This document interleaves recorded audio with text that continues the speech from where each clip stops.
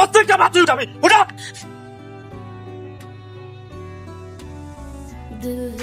কি হয়েছে তোমার? খট খট খট খট করতেছো কি লেখা? আমাকে কি এখনো কাজ কাম নাই? তোমার পরে থাকো। ও বাজার কি হয়েছে তোর? মুন্ডাই চাই এটা বাড়ি না, এটা একটা কথা হয়ে গেছে। কি হয়েছে তুই জানো না? তুমি খালি খাই খাই খাই খাই করো কেন? তুমি ভাত খাইলে যে আমাকে টান করে যায়, তুমি বোঝো না? ও বাজার আমি তো এখন ভাত চাই নাই। মানে তুমি মরো না কেন? তুমি মরলে তোর শান্তি হয়, তোর শান্তি হয়। বাজান রে শান্তি হয় না। আমি তো এইভাবে বাইতে থাকতে চাই না রে বাজান। এইভাবে বাইতে থাকাছে মহিলা যাওয়া অনেক ভালো। হালাল যে আমার কেন এইভাবে বাধায় রাখছে?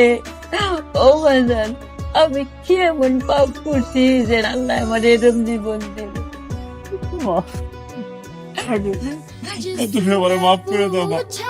আমি তোমার লোকে খারাপ আচরণ করে বলাইছি মা। মাথাটা ঠিক ছিল না, আমার মাথাটা ঠিক ছিল না।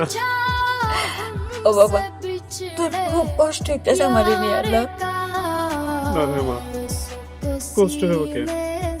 আমি যখন ছোট আছিলাম তখন তুমি আমার লালন পালন করো না, তখন কি আমার কষ্ট হয়েছিল? তুমি তো এখন আমার কাছে বাচ্চা, তাহলে তোমার এই লালন পালন করতে আমার কষ্ট হইব কেন? তুমি তো আমার বেস্ট, তোমার যে আমি সেবা করার সুযোগ পাইছি না তো আমার সৌভাগ্য করে মা। তোমার লালন পালন করতে আমার কারো দরকার পড়বো না মা।